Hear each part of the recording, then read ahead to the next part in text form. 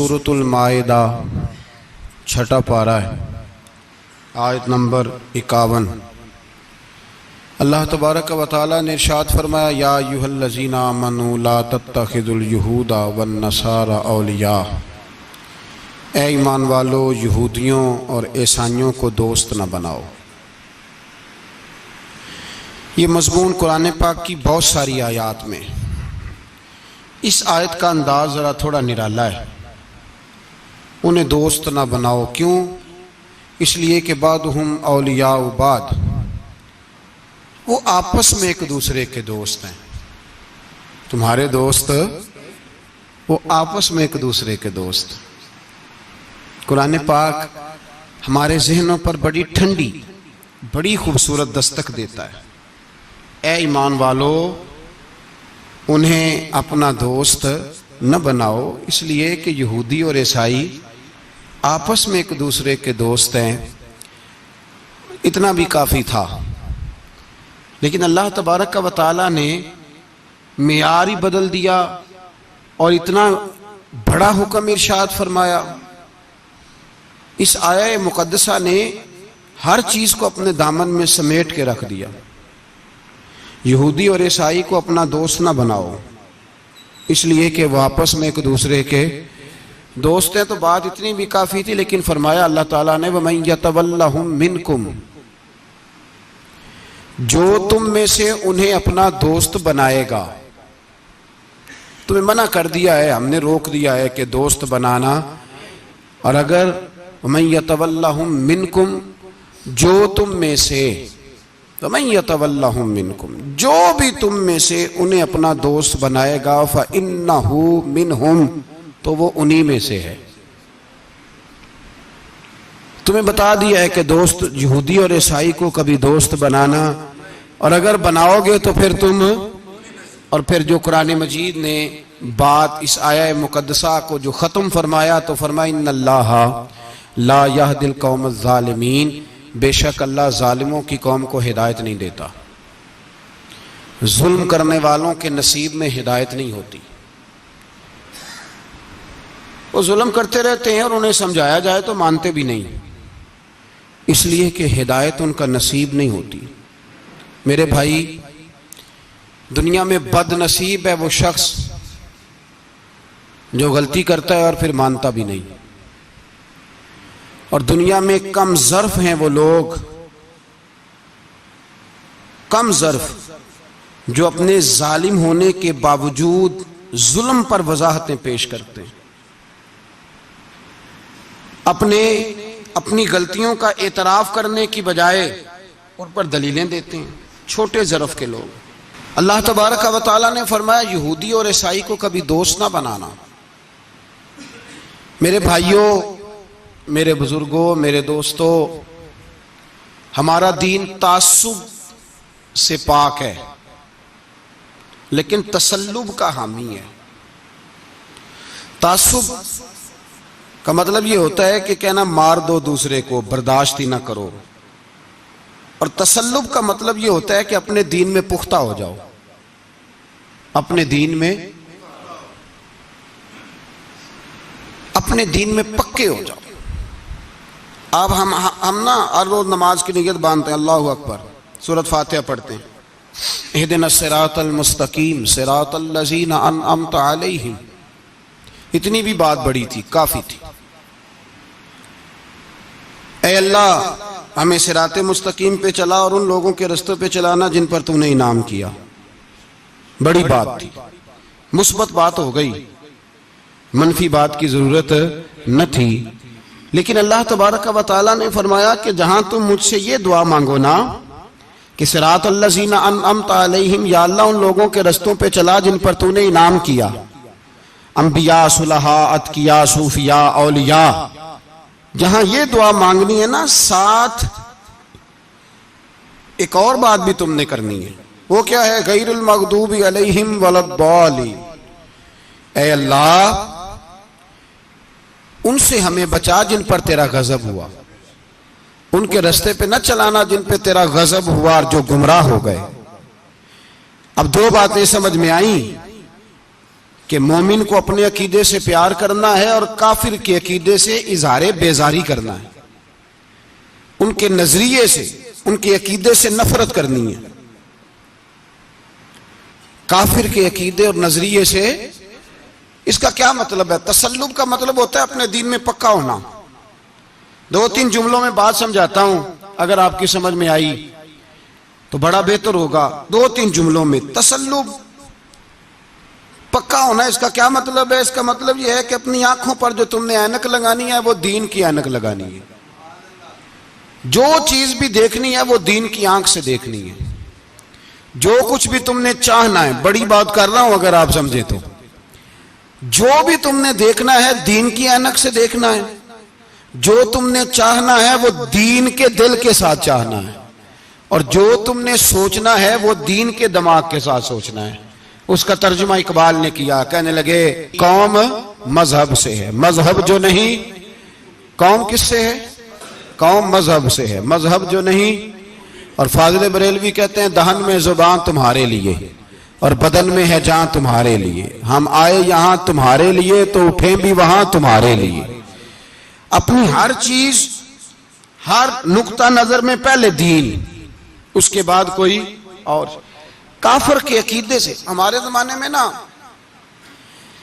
फलसफी, मंतकी, अदीब, शायर, मलंग, तलंग, ये बड़ी जमातें, खिचड़ी है, खिचड़ी। अब वो खिचड़ी एक नया दर्श देती है। वो खिचड़ी ये कहती है कि ये सारे अल्लाह को पुकारते हैं, सारे उसी के नाम हैं। ये सारे, हमारे एक साबिक वजीर आजम ने भी कहा था, एक नौजवान की आदत दी है घसी पिटी जमात ने, वो भी यही कहते हैं। होली पे भी चले जाओ, दिवाली पे भी चले जाओ, हिंदुओं के मंदिर में भी चले जाओ, वो कहते हैं सारे उसी के नाम है। जो बुत को पुकार रहा है वो भी उसी को ही पुकार रहा है, माअज़ल्लाह। जो राम राम कह रहा है वो भी बात असल वही है। वो बेवकूफ हो। अगर बुत को पुकारने वाला भी किसी न किसी रंग में अल्लाह को ही पुकार रहा था, माअज़ल्लाह, तो फिर नबी पाक सल्लल्लाहु अलैहि वसल्लम को क्या जरूरत थी बुतों का मुकाबला करने की? तुमने तो सारा दीन ही मशकूक कर दिया, हर शय मशकूक हो गई। जो बुतों को पुकार रहा है वो भी उसी को पुकार रहा है, जो राम कह रहा है वो भी उसी को कह रहा है, जो पत्थर पूज रहा है वो भी। क्या तमाशा लगाया हुआ है। अल्लाह तबारक व तआला तो इतना गयूर है, वो कहता है इन्नल्लाह ला यगफिरु अन युशरका बिही व यगफिरु मा दून ज़ालिका लिमन यशा। मैं हर चीज बख्श दूंगा, मेरे साथ किसी को शरीक ना बनाना, मैं उसकी माफी नहीं दूंगा। अल्लाह के प्यारे पैगंबर हजरत उज़ैर, जनाब ईसा अलैहिमुस्सलाम को जब लोगों ने माज़ अल्लाह खुदा का बेटा कहा तो रब तबारक व तआला ने कुरान पाक की आयतें नाज़िल फरमाई, फरमाया ये झूठ बोलते, ये जुल्म करते हैं अपनी जानों पर। ओ भाई, ये खिचड़ी जो पका रहे हैं ना मलंग लोग, अदीब लोग, सारे उसी के नाम है। उसका एक ही नाम है, ला इलाहा इल्लल्लाह, ला इलाहा इल्लल्लाह, ला इलाहा इल्लल्लाह। उसके सिवा कोई भी माबूद हो ही नहीं सकता, सवाल ही नहीं। ओ खुदा के बंदे, ये फलसफा, और फिर हम सियाने बने, हमारे दिलों में रहमत बड़ी है, नरमी बड़ी है। काफिर के हक में, मुशरिक के हक में सारे जी उसी को पुकारते हैं। तू ज्यादा मेहरबानी करने वाला है या नबी पाक ज्यादा रहमतल लिल आलमीन है? हुजूर ने तो फरमाया बुत के पुजारी से जिहाद होगा तलवार के साथ, पंडित और जोगी काटे जाएंगे तलवार के साथ। जो अल्लाह तबारक व तआला की तौहीद में किसी को शरीक करेगा, मुसलमान उसके खिलाफ उठेंगे। तू कह रहा सारे ये एक है। तसल्लुब नहीं, दीन की पुख्तगी नहीं। हमारे यहां लोग मसला पूछते हैं, पाकिस्तान में जो ईसाई रहते हैं ना वो गरीब हैं, पाकिस्तान में जो ईसाई रहते हैं ना वो, और जो अमेरिका में रहते हैं। पाकिस्तान के अंदर जो लोग हैं ना वो मसला पूछते हैं, कहते हैं जी ईसाइयों के साथ खाना पीना जायज है। मैंने कहा अमेरिका में जब रहते हो तब क्यों नहीं पूछते? यहां तुम मसला पूछते हो, पूछते हैं ना लोग ईसाइयों के साथ खाना पीना जायज है कि न जायज, और वहां जब तुम्हें जरूरत होती है पासपोर्ट की तो ईसाई बीबी से निकाह कर लेते हो। और पूछो ना अपने मुल्क के सियासतदानों से, पूछो इनसे कि तुम्हारे बच्चे जो जाके वहां रोटियां खाते हैं तो कौन से होटल हैं जहां बिल्कुल जायज तुम्हारे लिए अलहदा से पकता है? वो जो तुमने वहां रिश्तेदारियां की हुई हैं, तुम्हारे बच्चे वहां रह रहे हैं तो वहां मसले नहीं याद? अगर एक गरीब नाली साफ करने वाला ईसाई आए तो उसके बारे में फतवा है कि इसके साथ रोटी नहीं खानी, और ट्रंप आ जाए तो फिर कोई मौलवी मसला नहीं पूछता कि इसके साथ खाना जायज है कि नाजायज है। हमारा वो जो कुफर के मामले में इजहार बेजारी था, नफरत काफर के अकीदे से, हम कभी नहीं कहते कि ईसाइयों के मंदिरों को आग लगा दो। कभी जुलूस लेके गए हैं कि मंदिर गिराना है? बोले उनका गिरजा कभी गिराया है? हिंदू का मंदिर, मरजई की इबादत गाह, अकलियत करार दे दिया, ठीक है, जहां ईसाई अलहदा से अपना काम कर रहे हैं तुम भी करो। लेकिन हम उनके अकीदे के कभी भी हामी नहीं हो सकते। अगर कहें कि ईसाई भी सही कह रहा है, हजरत मरियम को अल्लाह की बीवी कह रहा है, जनाब ईसा को अल्लाह का बेटा कह रहा है, और तू कहे सारे उसी के नाम है, तो ये बात तेरी दुरुस्त। इसलिए कि हम तो रोज कहते हैं कुल हुवल्लाहु अहद अल्लाहुस समद लम यलिद व लम यूलद, न किसी का बाप है न किसी का बेटा है, वलम यकुल लहू कुफुवन अहद, उसका तो कोई हमसारी नहीं, उस जैसा दूसरा कोई है ही नहीं। तो भाई जिस अकीदे का तो ऐलान कर रहा है, जो आदमी तेरे अकीदे के खिलाफ चल रहा है, उसको तूने सही कैसे कह दिया? ये कैसे हो?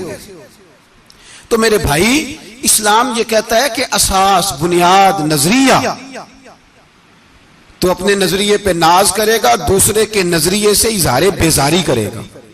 और भाई जागो और बस कर दो, जाग जाओ। असास, बुनियाद, नजरिया असल है, और असल पर समझौता हो सकता? हो ही नहीं सकता। बुखारी शरीफ में एक हदीस है, बात मजबूत करने के लिए अर्ज करता हूं। हजरत यहया एक ताबी बुजुर्ग है, वो कहते हैं हजरत अब्दुल्ला इब्न उमर रदी अल्लाह ताला अन्हु मेरे पास आए तो मैंने उनसे कहा, हुजूर हमारे मोहल्ले में एक जमात रहती है मुसलमानों की, वो नमाजें भी पढ़ते हैं, रोजे भी रखते हैं, ज़कात भी देते हैं, हज भी करते हैं, बस तकदीर को नहीं मानते। सिर्फ एक चीज के इनकारी है, तकदीर के। तो क्या हुक्म है? तो आप फरमाने लगे, उनसे कह दो कि हमारा तुम्हारा कोई ताल्लुक नहीं, उनसे कह दो हमारा तुम्हारा कोई रिश्ता नहीं, हमारा तुम्हारा कोई किसी किस्म का राबता। और फरमाया उनको बता देना कि रसूल पाक के सहाबी ने फतवा दिया है, जितनी मर्जी नमाजें पढ़ो, जितने मर्जी रोजे रखो, और ओहद पहाड़ के बराबर अगर तुम्हारा दिल करे तो सदके करो, पर तुम्हारा कोई अमल अल्लाह की बारगाह में कबूल नहीं, जब तक तुम्हारा अकीदा सही नहीं, जब तक तुम्हारा नजरिया ठीक नहीं, उतनी देर तक कोई अमल अल्लाह की बारगाह में तुम्हारा काबिल कबूल नहीं। असास पर, बुनियाद पर कोई समझौता हो सकता? बुनियादों पर समझौते नहीं होते भाई। और एक होता है गुनाहगार, एक होता है गद्दार। गुनाहगार और गद्दार में बड़ा फर्क होता है। एक आदमी शराब पीता है, किसी ने उसको मना किया तो उसने कहा यार मेरी गलती है, आइंदा नहीं पीऊंगा, वो गुनाहगार है। एक ने कहा नहीं पीनी चाहिए, वो काफिर है। एक नमाज नहीं पढ़ता, उसको कहा पढ़, बहाने लगाता है, कपड़े नहीं सही, रमजान से शुरू करूंगा, कोशिश है बस, वो गुनाहगार है। एक कहता है नमाज पढ़नी नहीं चाहिए, वो काफिर है। एक के जेब में पैसे थे, हज करने नहीं गया, बहुत बड़ा गुनाह किया। एक कहता है हज करना ही नहीं चाहिए, वो काफिर हो गया। ओ भाई, गुनाहगार और होता है, गद्दार, दोनों में फर्क है। अब तो गद्दारियां हो रही हैं, सरेआम हमले हो रहे हैं, हुकूमतों पर प्रेशर है। यूरोप एक मिनट से पहले मरजई को वीजा देता है, कादियानी को वीजा देता है। ये सुपर काफर है कादियानी और मरजई, और बड़ी जिम्मेदारी से कह रहा हूं, ये कल भी काफर थे, आज भी, कल भी काफर थे और आज भी, और कयामत तक। और अगली बात सुन लो, मन शक्का फी कुफर ही फकद कफर, जो इनके कुफर में शक करे वो भी काफर है। सुन लो, ये फतवा दे देना बेशक जिसको मर्जी। मन शक्का फी कुफर ही फकद कफर, जिस बंदे ने मरज़ई के कादियानी के काफिर होने में शक किया वो बंदा भी पक्का काफिर है, पीटा काफिर है जिसने इनके काफिर होने में। तो जेड़े आकर सानू पता ही नहीं लगा असी की कर बैठे, उनके लिए कोई कानून नहीं। वो जिसने कहा है ना मरज़ई उसका कानून बदलना है, उसको एक पर्ची तेरी मेरी भी शामिल है। ऐसे ही ना कहना कि वो बड़े बेईमान निकले काफिर निकले, तूने भी ठप्पा लगाया है, तू साथ है, तू शामिल है। जब कौमी असेंबली में ये करारदाद पेश हो रही थी तो उनको वोट देने वाले उनके गुनाह में शरीक थे, मुजरम थे, साथ शामिल थे, उनको माफी नहीं मिलेगी, उनको लंबी तौबा करनी पड़ेगी अल्लाह की बारगाह में, उन्हें आंसू बहाने पड़ेंगे उनको ठप्पे लगाने की वजह से। बच ना जाया करो कि हुक्मरान बुरे हैं तो हम बड़े नेक परहेजगार हैं, ठप्पे लगाने वाले साथ शरीक है जुर्म। कहते पता ही नहीं चला, कैसे पता नहीं चला, कैसे पता नहीं चला? ये तो जो मदहोश होते हैं उन्हें पता चल जाता है ये नबी पाक की इज्जत की बात हो रही है। बंदा मदहोश हो ना, मदहोश बेहोश हो मुसलमान, रसूलुल्लाह की बात हो तो उसकी भी आंखें खुल जाया करती है। और तुम जागते पढ़े लिखे असेंबलियों में बैठे मालदार, तुम पता ही नहीं चला कानून बदल गया, खबर ही नहीं हुई। ये धोखा किसी और को देना, हम तुम्हारे इन धोखों में आने वाले किसी और को सुनाना कहानियां, हमें नहीं समझ आती तुम्हारी कहानियां। कहते गलती हो गई, भूल गए। और वजीर आला साहब कहते हैं उसको निकाल देना चाहिए। किसने निकालना है ना तमाशा? कहते उसको निकाल देना चाहिए जिसने इस कानून में, तो किसने निकालना है? हुकूमत तो आपकी है, तो कौन निकालेगा? शर्म करो, मर जाओ डूब के। ये तुम्हारा तरीका है? जुर्म करते हो और जुर्म करके कहते हो नहीं नहीं निकाल देना। कौन निकालेगा? निकालो, पता चले तुम्हारा। अमीर मिल्लत पीर जमात अली शाह साहब मुहद्दिस अलीपुरी रहमतुल्लाह अलैह, पीर साहब फरमाते हैं जब पाकिस्तान बन रहा था तो हम नबी पाक सल्लल्लाहु अलैहि वसल्लम की अजमतें बयान किया करते थे। हम कहते थे लोगों पाकिस्तान बनेगा तो उसमें नबी पाक का निजाम आएगा, गरीब अमीर का फर्क मिट जाएगा, उसमें कोई बरादरी नहीं होगी, एक बरादरी होगी जिसका नाम मुसलमान होगा। उसमें छोटा बड़ा अमीर गरीब एक ही सफ में खड़े हो गए, महमूद व अयाज, ना कोई बंदा रहा ना कोई बंदा नवाज। ये पाकिस्तान होगा। और कहते हैं हिंदू पंडित तकरीरें करते थे, ओ वहां नबी पाक का निजाम नाफज होगा, माज़अल्लाह हाथ कटेंगे, गर्दनें कटेंगी, बड़ा वो माज़अल्लाह मुखालफत करते थे। वो क्या पता था कि बाद में यहां भी सारे वही तमाशे होंगे जो वो कह रहे हैं। तो पीर साहब कहते हैं कि जगह हिंदुओं का जलसा था, हिंदुओं का पंडित तकरीर कर रहा था, वहां सारे हिंदू बैठे थे। तो उस पंडित ने ना तकरीर करते करते नबी पाक की शान में कोई बेअदबी कर दी माज़अल्लाह। क्योंकि सारे हिंदू थे, कोई मुसलमान नहीं था। एक मलंग बैठा था दूर, उसने दौरी डंडा पकड़ा हुआ था और कोई अपनी मौज का काम कर रहा था। आपको पता है उनके पास जो डंडा होता है बड़ा रंगीन होता है, को स्पेशल बनाया होता है उन्होंने। तो बैठा था मलंग। मैंने कहा बेहोश भी हो ना, जो बेहोश हो मुसलमान, रसूलुल्लाह का नाम आया तो उसकी भी आंखें खुल जाया करती है। तेरी बंद की बंदी रह गई है, कैसे हो गया? हाथ में डंडा था और वो अपने काम लगा हुआ था। जब उसके कानों में स्पीकर की आवाज आई ना कि नबी पाक के बारे में बात की है, तो डंडा उठाया, पीछे से स्टेज पे चढ़ गया। और हिंदुओं ने समझा मलंग आदमी है, इसने क्या करना है। आया पंडित के पास और वो कहता है मैंने 3 डंडे इतनी जोर से मारे कि चौथे की जरूरत ही ना पड़ी। इतनी जोर से 3 डंडे सर पे मारे कि चौथे की जरूरत है उसकी फिर आवाज ही निकली, मर गया वो। मुझे पकड़ा, जेल में फेंक दिया। अमीर मिल्लत पीर जमात अली शाह साहब कहते हैं मैं अमृतसर की जेल में मिलने गया और मैंने उसके सामने खड़े होके कहा, मैंने कहा बेलिया, ना तू नमाज पढ़े, ना तू रोजा रखे, ना तू मस्जिद आए, ना तू कोई और काम करे, और इतना बड़ा तूने काम किया, गुस्ताख मार दिया। तो पीर साहब कहते हैं वो मलंग अपने पैरों पे उठ के खड़ा हो गया और उसकी आंखों में आंसू थे और मेरी तरफ देख के कहने लगा, पीर जी मैनू लम्मियां गल्लां ते नहीं आउंदियां, मैं अनपढ़ हाँ, चोखा ते ने मैनू पता, गुनाहगार हाँ, बड़ा गुनाहगार हाँ, बड़ा गुनाहगार हाँ, बड़ा गुनाहगार, बड़ा गुनाहगार हाँ, पर कसम अल्लाह दी इज्जत दी मैं गुनाहगार हाँ पर अपने नबी दा गद्दार नहीं। गुनाहगार हाँ पर रसूलुल्लाह दा गद्दार कोई बात नहीं। अगर कोताहियां करता हूं तब यह तो नहीं ना हो सकता कि ऊंची और सुच्ची सरकार की को मेरे सामने बेअदबी करके चला जाए। ये तेनू पता ही नहीं लगा, तू कहता खबर ही नहीं हुई, कब हो गया पता ही नहीं था, वजाहतें देता फिरता है। और कुछ मौलवी मुल्ला जो धब्बा है दीन के नाम पे, वो वजाहतें देते फिरते हैं, कहते हैं मुनाजरे कर लो, शर्म करो। दीन के नाम पर वोट मांग के असेंबलियों में जाते हो और वहां जाके इन बेईमानों की गोदों में बैठ जाते हो, तुम्हें हया नहीं आती। और नबी पाक की बात है तो फिर भी तुम्हारी गैरत जोश नहीं मारती, फिर भी दलीलें देते फिरते हो। मेरे रसूल पाक अलैहिस्सलातु वस्सलाम के गुलामों, याद रखो, दीन में तसल्लुब पैदा करो, मजबूती। कल लोग मसले पूछा करते थे कि सहाबी का अहले बैत का बेअदब है तो उसके जनाजे पे जाएं कि ना जाएं। अब नहीं लोग पूछते, अब हमारे दिलों में फतवे ज्यादा आ गए हैं, मर्जी करते फिरते हैं।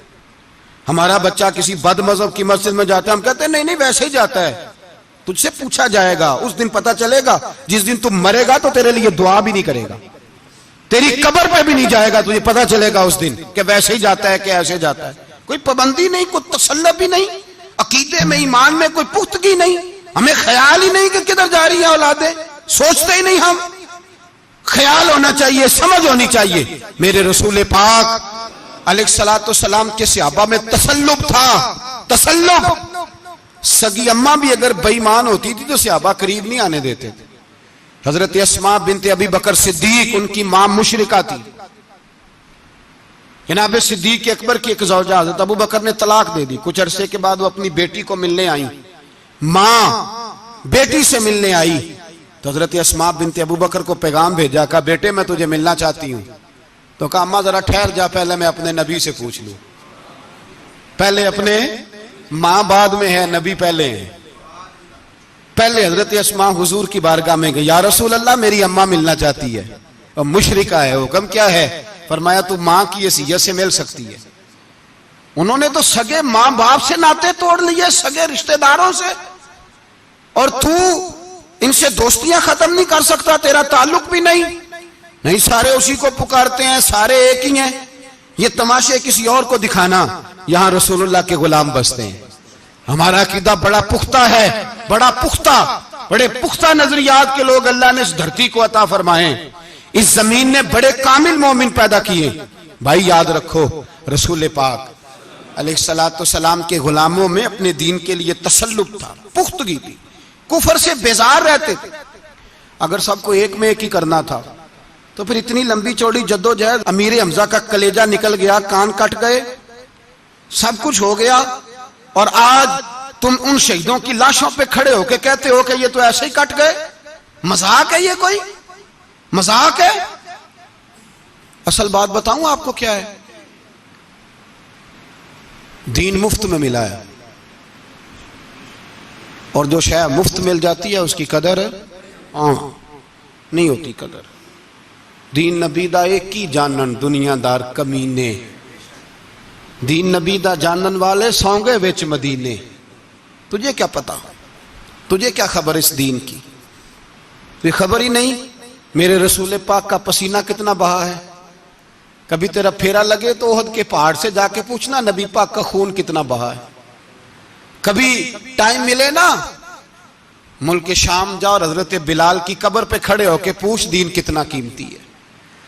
और फिर उससे ज्यादा बात पूछनी हो ना कभी, तो मदाइन जा, हजरत सलमान फारसी के मजार के पास उनसे पूछ दीन की कीमत कितनी है। वो तुझे बताएंगे कि कई 100 साल लग गए नबी पाक के कदमों में पहुंचने तक। 100 साल, कई 100 साल। और अगर फिर भी तुझे तसल्ली ना हो तो जन्नतुल बकी में जा और सैयदा तैयबा ताहिरा हजरत फातिमा ज़हरा से पूछ, उनसे पूछ बीबी इस दीन की कदर क्या है। वो तुझे बताएंगी कि जब दीन के चेहरे पे सुर्ख रंग भरना था तो मैंने हुसैन का खून दे के भरा है। वो तुझे बताएंगी कि इस दीन को जब पेंट करना था तो मैंने जनाब अली असगर के बाजुओं के साथ मुसव्वरी की है। इसको आसान समझ रखा है लोगों ने, आसान समझ रखा है। कहा तुम कट गए, और आज उठने वाला सूफी और दरवेश कहता है सारे एक ही हैं, सारे उसी को मानते हैं। जिस सियासतदान का दिल करता है वो जाके मंदिरों में पूजा कर आता है, जिसका दिल करता है वो जाके हिंदुओं की होली और दिवाली में शरीक हो जाता है। सब एक ही हैं। अगर एक ही थे तो हुसैन का अली असगर क्यों शहीद हुआ? अगर सब एक ही थे तो जनाबे अली अकबर क्यों शहीद हुए? सारे एक ही थे तो फिर ठीक है, मस्त रहना चाहिए था। ये मजाक है इतनी कुर्बानियां? शर्म ही नहीं आती बात करते हुए? जागो और अपने दीन को समझो। मेरे रसूल पाक अलैहिस्सलातु सलाम ने जो दीन दिया इसमें तसल्लुब है, तसल्लुब, कुफर से बेजारी। कितनी बेजारी? हजरत उम्मे हबीबा रदी अल्लाह ताला अन्हा उम्मुल मोमिनीन है, ये हमारी अम्मा है। उम्मे, माओ के नाम तो बच्चों को आने चाहिए ना। ये मोमिनों की माँ है, अबू सुफियान की बेटी हैं। हजरत अबू सुफियान रदी अल्लाह ताला अन्हु की बेटी, नबी पाक की ज़ौजा हैं। जनाब अमीर माविया रदी अल्लाह ताला अन्हु की सगी बहन हुजूर की ज़ौजा थी। बहुत बड़े अमीर बाप की बेटी थी। मदीने जब आई तो नबी पाक के घर में गुर्बत देखी, आजमाइश देखी, कई कई दिनों के फकरे इख्तियारी के जलवे देखे। अबू सुफियान एक मुज़ाकरात के सिलसिले में मदीने आए और कहते हैं मैंने सोचा सीधा अपनी बेटी के घर जाता हूं। तो कहते हैं मैं हजरत उम्मे हबीबा के सहन में दाखिल हुआ तो चारपाई पे बिस्तर बिछा हुआ था और उम्मे हबीबा एक साइड पे बैठकर तो सुई धागे के साथ कोई काम कर रही थी। अबू सुफियान कहते हैं मेरी बेटी की नजर पड़ी तो उम्मे हबीबा जल्दी से उठी, उठ के बिस्तर जो चारपाई पे बिछा हुआ था वो बिस्तर उठाया, लपेटा, अंदर ले गई। बाद में बाहर आई तो मैंने बेटी के सर पे हाथ रखा। मैंने कहा बेटी मैं समझ गया हूं, बिस्तर पे मेरी नजर पड़ी है, लगता है कई साल पुराना है, पेबंद भी लगे हुए हैं, तो इसलिए अंदर रखा ही है कि पुराने बिस्तर पे बाप को बिठाऊंगी, इसलिए रखा ही है। तो बेटी अमीर घर से आए तो गरीब घर में उसकी शिकायतें खत्म नहीं होती, पर दीन के साथ तसल्लुब उम्मुल मोमिनीन का, पुख्तगी और कुफर से बेजारी। कहने लगी अब्बा जी अभी आप काफिर है ना, तो आपकी सोच अभी बदली नहीं। मैं इसलिए नहीं बिस्तर अंदर रख के आई कि आपके काबिल नहीं था, मैं तो इसलिए रखा यूं कि वो मेरे नबी का पाक बिस्तर है और आप नापाक हैं। वो पाक बिस्तर है। इन्नमल मुशरिकून नजस, मुशरिक नापाक होता है, बाप होना अलग बात है, लेकिन मेरे दिल में बाप की कदर बाद में है मेरे दिल में, और रसूलुल्लाह के बिस्तर की कदर पहले है। रसूलुल्लाह की नहीं, रसूलुल्लाह के बिस्तर की कदर है कि बाप बैठ ना जाए। इतनी नफरत मुशरिक से, इतना इजहार, वो बाप भी हो तो इतनी नफरत। लोगों ने पेचे डाले हुए हैं प्यार के, मोहब्बत की पिंगे चढ़ा रहे हैं और सारे ये कहेंगे सब सही है, और हमारे दिलों में नरमी। हमारा अपना जवान बाहर जाता है, वो ये नहीं देखता कि मैं जिससे शादी करने लगा हूं नेशनैलिटी ज्यादा जरूरी है कि ईमान, पैसे ज्यादा जरूरी के ईमान, दीन ज्यादा जरूरी के दौलत। अजीब तमाशा है, बेचते फिरते हैं, फार सेल कर दिया मजहब को, तसल्लुब ही नहीं, वो ख्याल ही नहीं, तवज्जो ही नहीं हमारी। मेरे रसूल पाक अलैहिस्सलातु सलाम के सहाबा यूं चट्टान थे दीन के मामले में, अपना प्यारा भी सामने आता था तो काफिर समझ के कत्ल कर देते, इसलिए कि वो समझते थे कौम मजहब से है, मजहब जो नहीं तुम भी नहीं। अगर दीन नहीं रहेगा तो कोई शय बाकी नहीं रहे, याद रखना। अगर दीन नहीं रहेगा, मेरे हबीब पाक अलैहिस्सलातु सलाम के गुलामों का ये हाल था। ओहद के अंदर अफवाह फैल गई कि हुजूर शहीद हो गए। हजरत अनस बिन मालिक के चचा थे अनस बिन नदर रदी अल्लाह ताला। जब अफवाह फैली ना हुजूर शहीद हो गए तो जनाब अनस बिन नदर उठे, तलवार पकड़ी, सहाबा से कहने लगे यहां क्यों बैठे हो? कहा हुजूर शहीद हो गए, तो हम क्या करें? फरमाया हुजूर शहीद हो गए तो हम जिंदा रह के क्या करेंगे? यहां क्यों बैठे हो? हमारा जीना भी मुस्तफा के लिए, मरना भी मुस्तफा के लिए। अगर हुजूर अलैहिस्सलातु सलाम विसाल कर गए तो उठो, उन बेईमानों से लड़ते हैं जिन्होंने मुस्तफा को शहीद किया है, उठो।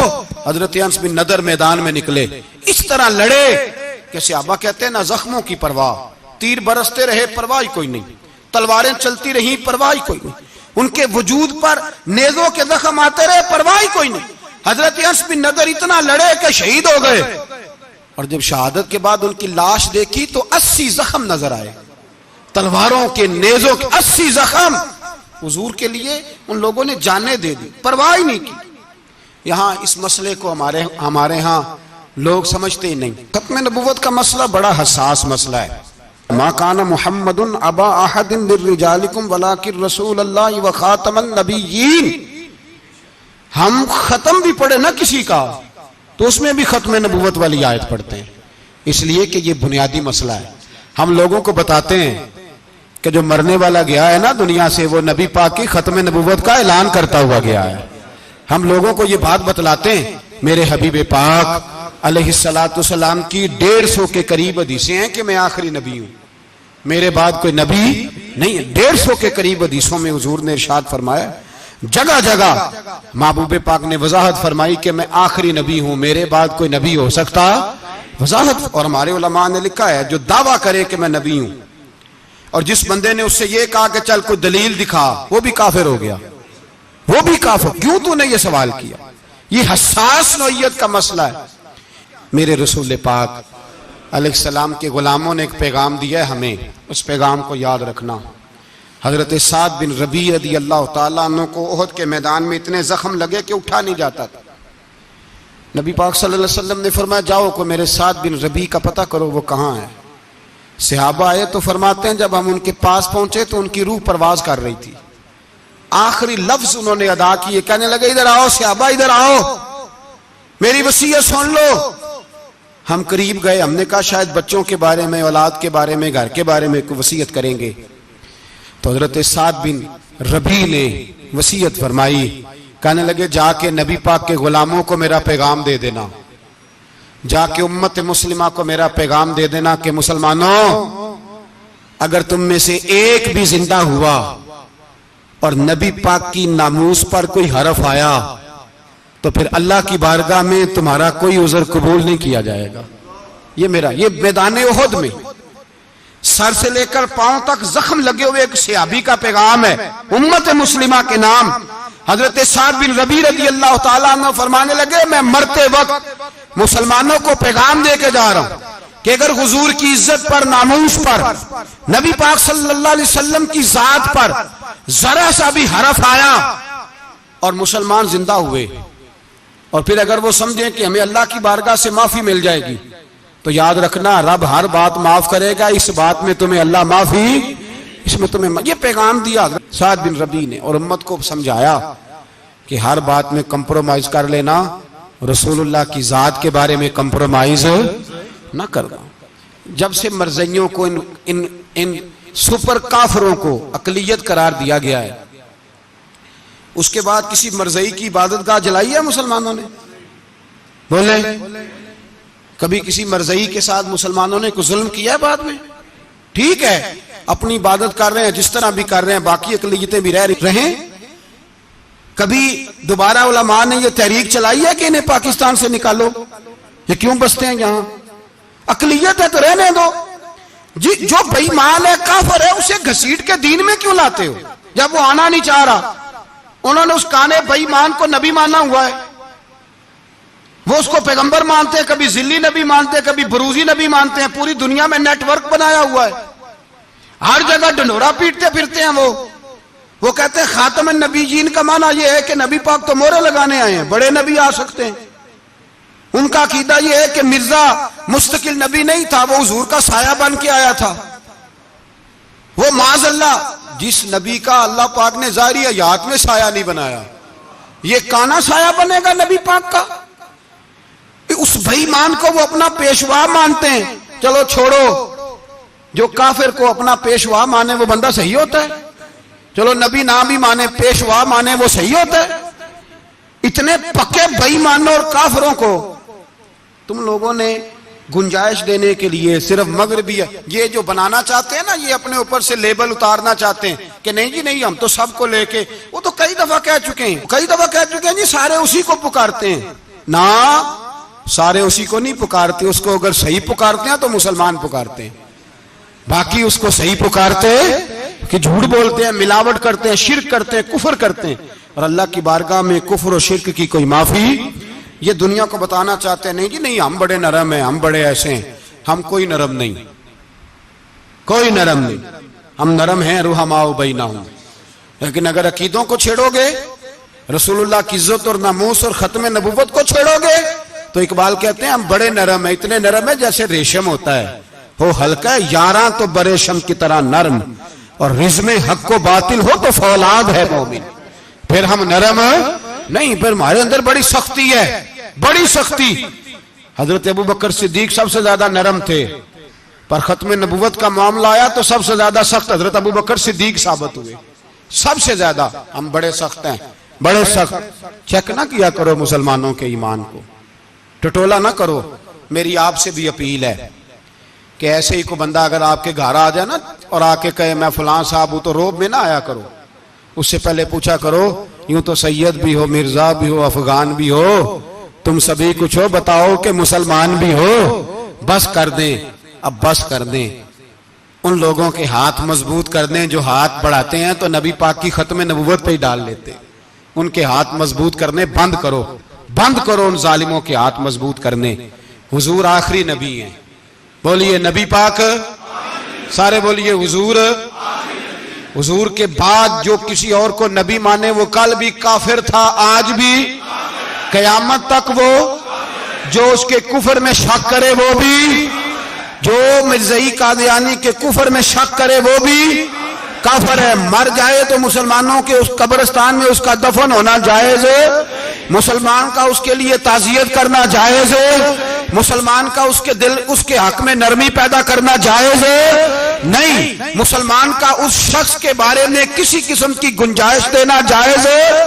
कल भी काफिर थे, आज भी काफिर है, कयामत तक काफिर रहेंगे। मुसलमान वो रहेगा जो कहेगा कि नबी की हर शान को हम मानते हैं। हुजूर खातमन नबीयीन है, जुबान से इकरार करते हैं और दिल से उस पर ईमान लाते, वो बंदा मुसलमान रहेगा। हम हुकूमतों को समझाते हैं अपनी कब्रें खराब ना करो, अपनी आखिरत तबाह ना करो, ना बात थोड़ा सा वक्त है, तुम्हारे बाप दादा मर गए, उनका नाम भी कोई नहीं लेता, तुम भी दुनिया से जाओगे, खुदारा हम तुम्हें समझाते हैं, हम दर्दमंदाना अपील करते हैं, अपनी आखिरत बचाओ। ये असेंबलियां चंद रोजा, ये हुकूमतें चंद रोजा। उधर जाके देख लो, शदरे में वक्त का बादशाह लेटा है, लेकिन कोई नहीं जाता। बादशाह था, उठता था तो दुनिया उठती थी, बैठता था तो दुनिया बैठ जाती थी। आज हमारे बहुत सारे नौजवानों को पता नहीं कि उस किसी बादशाह की कब्र भी है, बहुत बड़ा मकबरा बना, बड़ी सैरगाह बनी है, पर कोई जाता नहीं। चंद कदम रावी क्रॉस करके देख लो, दाता अली अजमेरी लेटे हुए। एक दिन के लिए भी छोटी सी असेंबली के मेंबर भी नहीं बने। मीरा ना अमीरा दे दीवे बल दे नहीं, सदा फकीरा दे ना, वो वाली हुकूमत करो इसके बाद तुम्हारी फातिहा भी कोई ना पढ़े।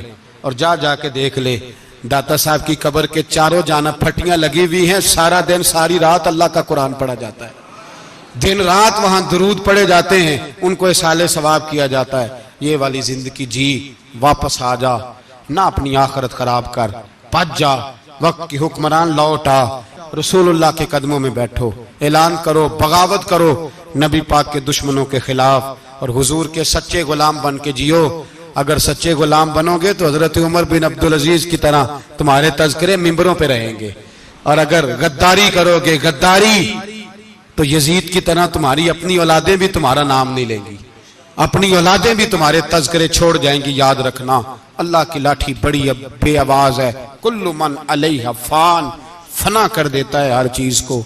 दुआ है अल्लाह हमें समझने की तौफीक अता फरमा।